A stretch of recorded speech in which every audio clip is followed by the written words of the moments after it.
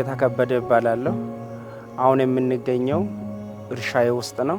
እርሻ የሚገኝበት ደግሞ ጌዲዮ ዞን ይርጋ ጨፌ ወረዳ ቆንጋ ቀበሌ ልዩ ቦታ ቦሎዶ የሚባልበት አካባቢ ላይ ነው የምንገኘው።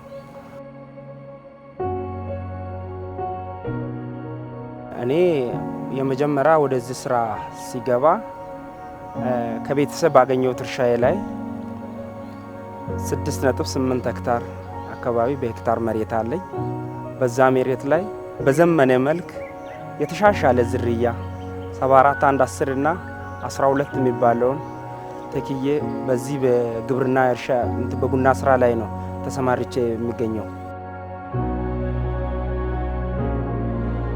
ቡናውና አገር በቀል ዛፎች አንድ ላይ ተስማምተው የሚኖሩ ናቸው። አንደኛ ለቡናውም ለጥራቱም ለጤላም ለኮምፖስትነትም ያገለግላሉ እነዚህ ዛፎች ማለት ነው። አገር በቀል ዛፎች አብሮ አንድ ላይ ነው ተስማምተው የሚኖሩት። ቅጠሎቹም ለማዳበሪያነት ድርቅን ለመከላከል አልፎም ደግሞ ከዛ ለምግብነትም ለዋስትና ያገለግላል ማለት ነው። ይህን ስራ በመስራቴ የሚያስደስተኝ ነገር በቡና ነው።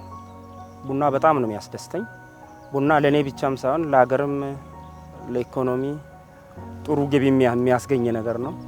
ወደዚህ ስራ ደግሞ ከገባው ወዲህ ድሮ አባቶቻችን ከሚሰሩበትም የተሻለ ከ19 እስከ 20 ኩንታል ድረስ እናገኛለን። ከዚህ በፊት 5 እና 6 ኩንታል ነበር በሄክታር የሚገኘው። አሁን ደግሞ ይህን አሻሽዬ ከመስራት የተነሳ በቡና ትርፋማም እየሆንኩ ነው፣ ውጤታማም ነኝ።